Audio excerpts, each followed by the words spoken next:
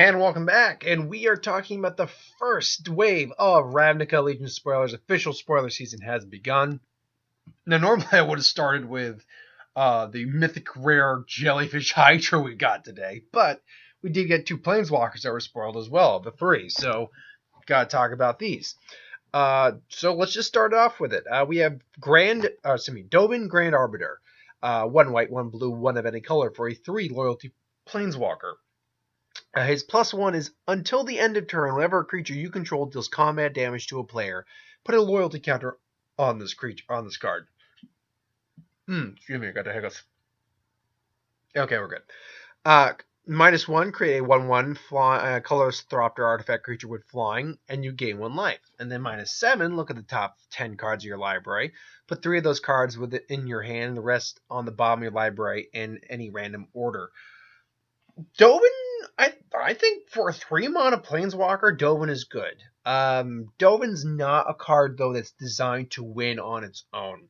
This is a card that's designed to basically stall to get to that ultimate ability, siphon through your deck, and then eventually get to the cards you need to really win the game. His -1, he does what you need a Planeswalker to do on turn 1. You can put him down and put out a 1/1 colorless flying creature. Evasion, it's a blocker, or it can go in for an attack the next turn. It gives you an extra life. That +1, though, is interesting. This is the design space we don't see very often with Planeswalkers. I believe Gideon, the one from Gatecrash, who I have, and I actually personally don't mind him. I like him. I do use him in a deck. I do believe he has a similar ability where you put loyalty counters on him based on the number of creatures on the field or something like that. So abilities that add loyalty on to a Planeswalker are not necessarily new, but they're an interesting concept. They are. They don't get used very often because it's kind of adding on to things. Like, okay, we're going to plus, and then we're going to plus again based on a certain amount of things. Really, what you're trying to do is ultimately get to that 7, which, with that ability, to be fair, is not hard to do. If you've got a couple Thropters on the field, for instance, let's say you get 2, and then you plus for that ability, you immediately go to, let's just assume you're at 3. You go to 4, swing, hit again for those 2, you go to 6 automatically.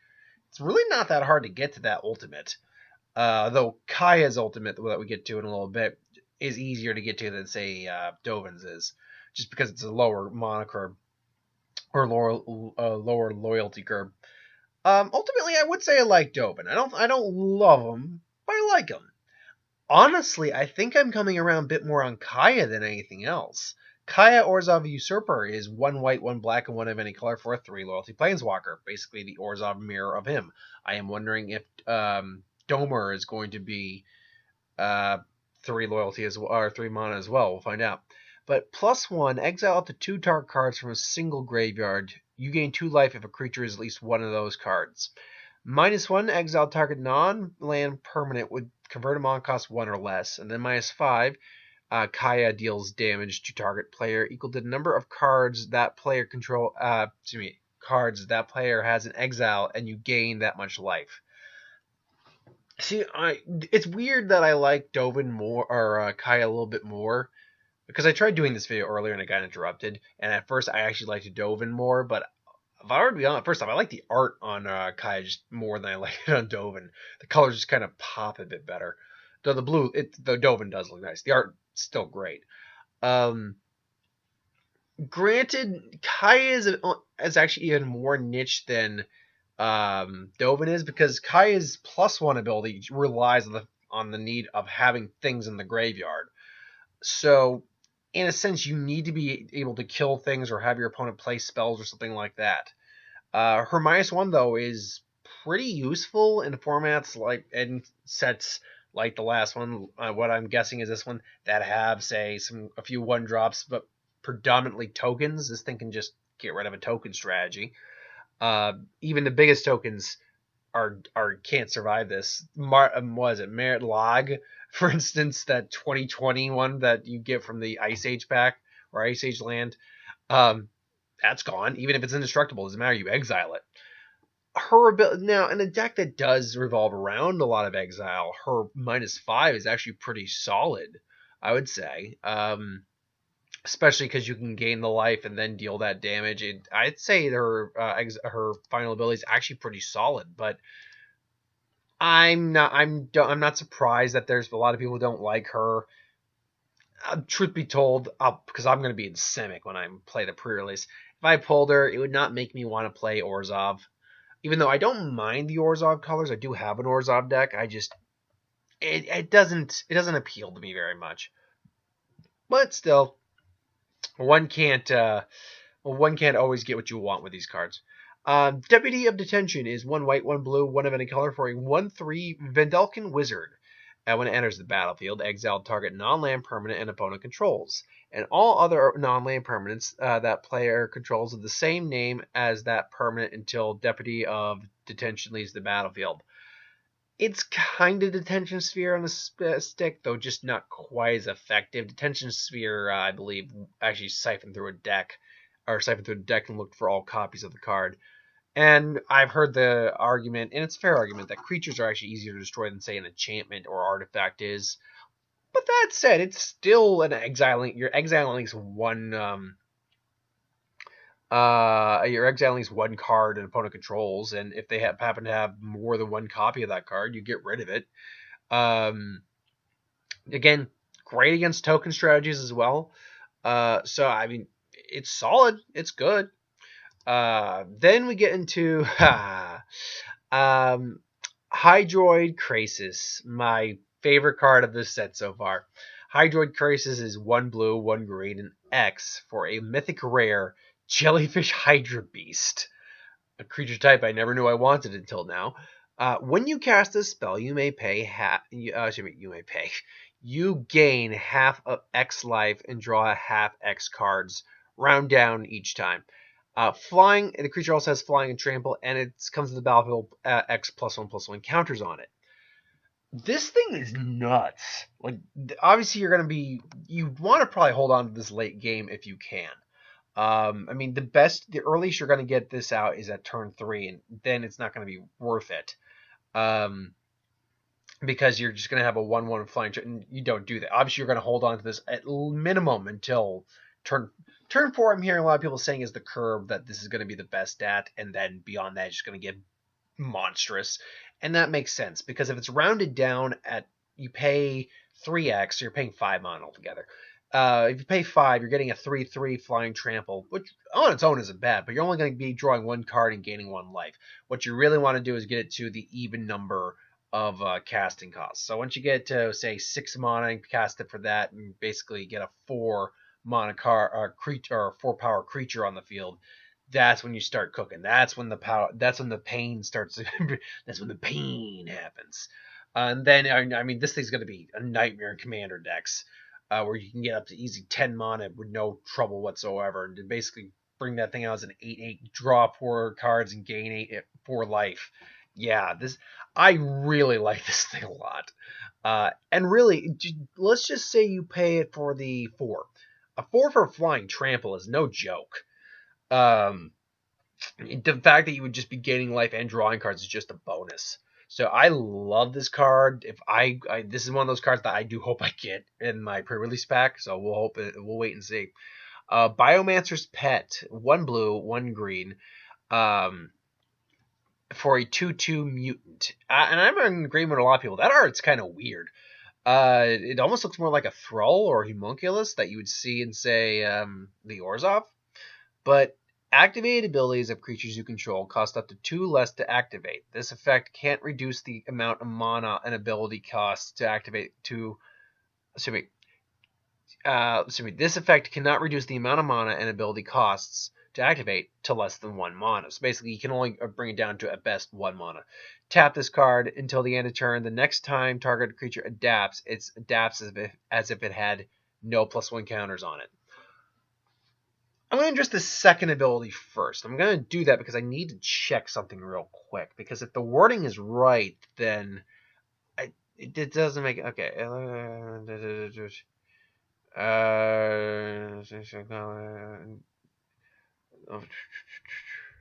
Okay, so it doesn't confirm or deny. Oh, wait a minute. We might get a ruling here.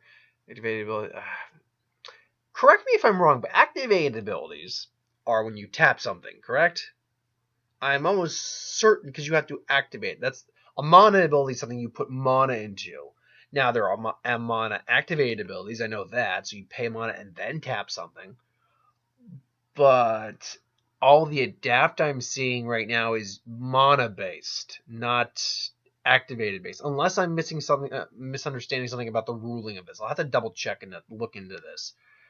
Because, going to the activated ability, tapped ability, this is a card that will definitely aid you with your adapt creatures. Like, I mean, we only have 2 at the moment, actual adapt creatures, the Homunculus and Zagana.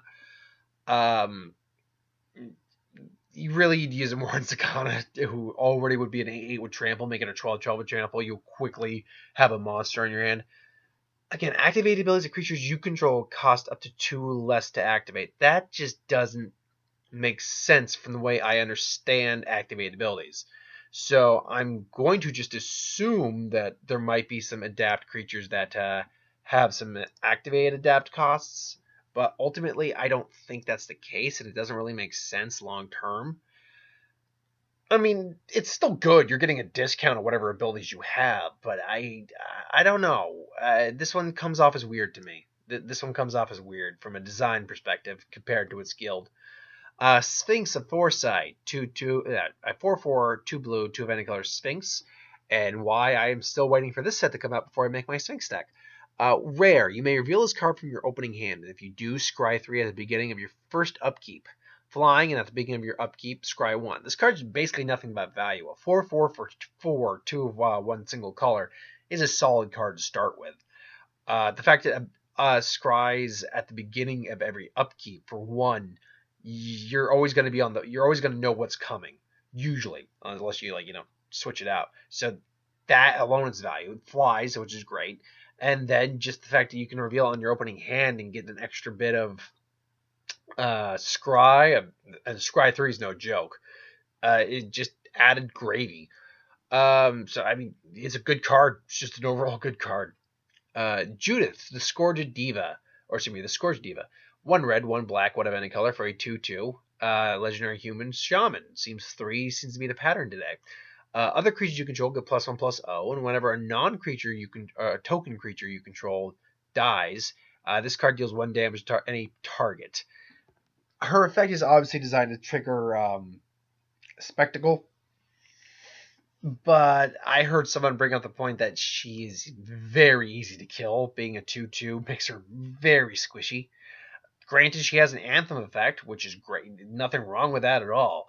It's definitely going to be a solid card overall. The fact it's legendary is going to limit it a little bit. You can't just stack Anthem it, but still, it's a good card. And she is the champion, the guild champion, if you will, for the Rakdos. Mass Manipulation. Now, see, from the way this is being portrayed, even by the monotext, or the flavor text, I would assume this is a story spotlight card, but nope. Mass Manipulation is 4 blue and 2 X. X and X. Gain control of X target creatures and or planeswalkers. This thing is, look, an effect like that is fantastic, particularly to take control of planeswalkers of all things, but this thing is just not worth it. 4 blue on its own, not even including the 2 X you'd have to put in just to gain control of 1 creature. This, again, in Commander, maybe, and probably only in a mono blue or just a dual color deck. This is not a good card. This is just not a good card in my opinion. And I'm a blue player. Blue is my bread and butter. Blue is my color. Green comes second, but blue is my color. So if I'm saying that the blue card is not good, you can take that to the bank. That's not a good card. That's just way. Now maybe it's because only having 3 blue when they tested it made it overpowered. I don't know. At that point though, it might have been mythic. Anyway, we got the Lockets. Not much to say except from a design perspective and maybe a little bit of flavor text. Like, mandatory Lockets enable the tracking of all Senate personnel for improved security and efficiency. Dovin Bond. does what all the Lockets do. Tap for 1 of the 2 mana, and you pay Hybrid 4 mana, tap and sacrifice. Excuse me. It looks kind of, from a design perspective, the Orzhov one looks almost like a medallion instead of a pendant, but it's a locket. Excuse me. Orzhov locket. This one looks this one's designed more like a necklace, like jewelry. It looks expensive, doesn't it? You have no idea. Milana Orzhov Predate. Okay, whatever. I'm guessing she's maybe a vampire. Rakdos Locket. I like the way this one looks. This one almost looks like a hanging clock, for God's sake. This is cool. With the Rakdos symbol just burned into it. The trickle will gain you admittance to some painful exclusive gatherings. Evaska Blood Witch. Oh, she's still around. I wonder if she's the other mythic. No, I don't think so. I think they spoiled what the other mythic is, but she is still around. Interesting. Because she was the maze runner in Dragon's Maze, so that's interesting there. I like the fact that the Gruul one's pretty much an animal skull. That makes perfect sense for Gruul. In life, it was a cunning survivor, fearless and quick. May its power pass to you as you wear its skull. That's probably some of the best flavor text I've seen today. And then Simic Locket basically is like a shell with the Simic. I do like the glow coming off of the Simic. You know, just you see the glowing Simic symbol in there. That's pretty solid. Like our guild self, Locket can stand for many things. You must discern what it means for you. Oh crap! Vanifar, who is the new guild leader, the prime speaker, if you will, where Zagan has been demoted to. Oh god, what was it? I can't remember which speaker she is now. Hold on, she's over here. So what? 1 second. Utopian speaker. Okay. So yeah, then you get the guild gates. They give you a little insight into who's running the guild. Again, Dovin Bond is currently running the Orzhov. Lavinia is the champion of the Orzhov still, but whatever. Kaia is running it. Tessa is still the champion for the Orzhov. Makes sense too. Rakdos is in charge of obviously the Rakdos guild. Whoop, and probably just knocked a pillow off. Judith, who we just went over, is their champion. Domarad is now the leader of the Gruul. Rurik Thar is still around. He's the champion. I like the guild gate. The back alley guild gate is just a door on this old stone building. Mystery is beauty. Within the unknown, we plumb revelation. Vanifar, who she's actually on the art, the pack art for the set. And let's see, and there is one other line of and then basically Zagan. I don't think Zagan is trying to overthrow her, but when the prime speaker goes too far, I'll be here to safely, in the safety of the depths, to correct her. I also like the fact it's kind of almost alien-like the way it looks. And also, of all of them, the Simic Guild Gate is actually like the biggest one because it's around one of those sinkholes. But where was it? Is it beyond the gate? There are no citizens, only predators and prey. Old turf, powerful turf, much good. Okay, no, sorry, it was on the. Yeah, it's because they revealed the Shocklands, and the Shocklands have some flavor text too, particularly from the Gruul one. What we begin, the end rays will finish, and then we will dance in Ravnica's rubble. Now, what that means, end rays must be, I believe there is that's a reference to like a boar god of theirs, and it must be like their version of an end, like an end day or something like that. We'll see what happens. No, I'll note though we didn't get any Gruul cards today, which tells me tomorrow we're probably going to get a solid amount of Gruul cards, at least 2 or 3.